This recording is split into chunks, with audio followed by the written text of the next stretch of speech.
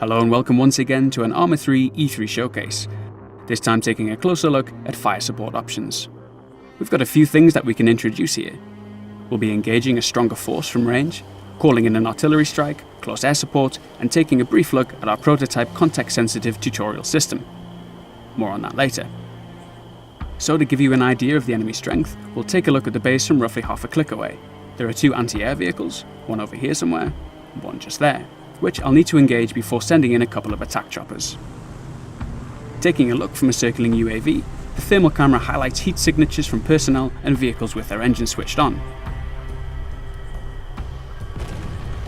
I might have mentioned that we've already called in one strike, which we're seeing the results of there.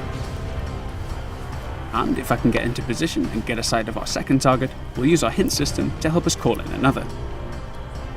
We know that there's a fair number of features and complexity associated with our game. Even those things which perhaps aren't so complex are nevertheless non-standard, so we accept that it's up to us to help introduce functionality. Things like this hint system are intended to be an unobtrusive method of offering support to the player. By unobtrusive, I mean that it's a modular system integrated into the missions themselves, which can be quickly disabled for those players more familiar with the game, accessed optionally for other players who might benefit from a quick reference for which keys to press, and so on. Okay, we've skipped ahead to the fireworks.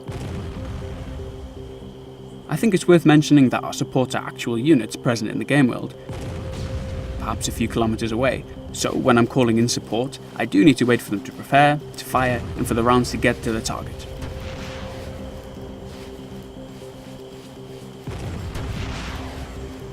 It also means that if the enemy is able to physically take my supports out, they won't be available to me.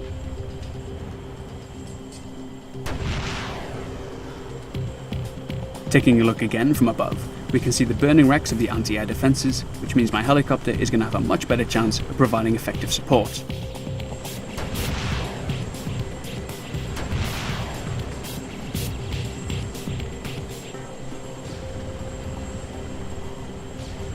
Skipping a little closer into the base, we can see what kind of damage we're doing.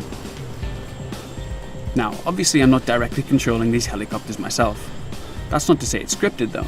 It's a case of our AI determining the highest value targets and engaging them autonomously. Part of the charm, and perhaps part of the challenge of playing Arma, is the knowledge that these helicopters may be shot down in one playthrough and might wipe out every living target in the next.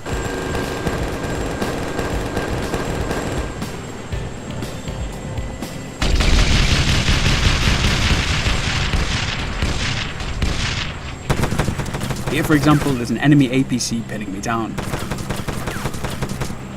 Perhaps on another playthrough, this vehicle wouldn't be here, or would have been taken out from a mile away by our air support. Now he's opened up on me though, he's made himself a much bigger target.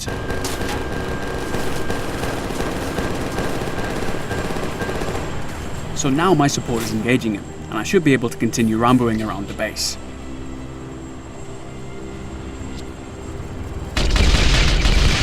Or not. Of course, I could record another playthrough and maybe not run around the enemy position like a headless chicken, but I kind of want to demonstrate this aspect of Arma. It's a challenge, sometimes it's brutal, but it's also one of the most unique combat gameplay experiences that you can find. If we can just remove a few of the wonky barriers getting in the way, provide more intuitive controls, create more natural responses, then we can set back and say, alright, this is Arma 3, this is our vision of war, now get to it.